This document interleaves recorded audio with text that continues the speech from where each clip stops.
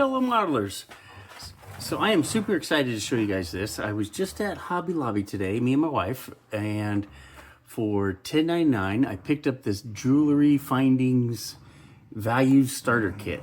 So I am always looking for stuff that I can use for models, you know, especially the springs.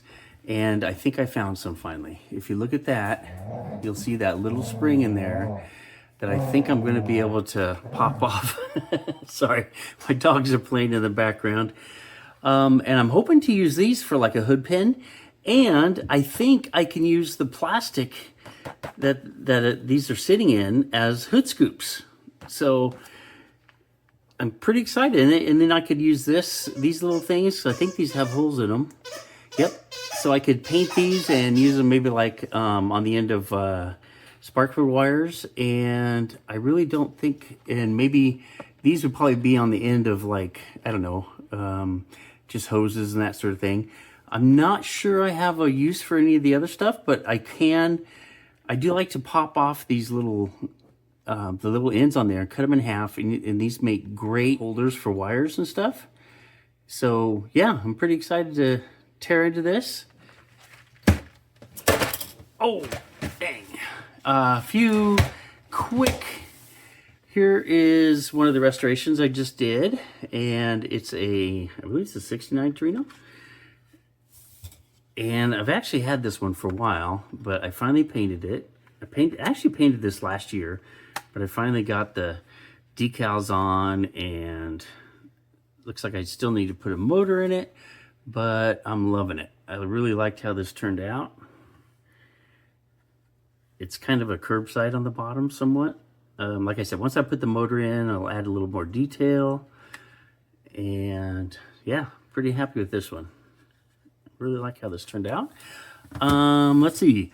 If you watch the channel, I got these not too long ago, and I will be restoring this one soon. So check that out when it comes. I just painted this one, again with that extreme lacquer from Testers. And I believe this is the Purplicious. And I just painted this when it was raining outside. It was about 32, I don't know, 35 degrees. And it turned out beautiful. I did get a couple spots in it from dust. Man, I've been having a lot of problem with that lately.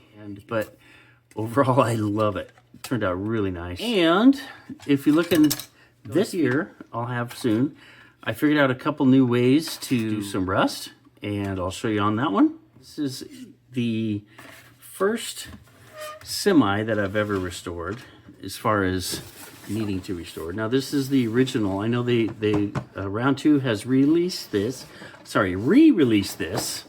And here is the original box, which is really cool.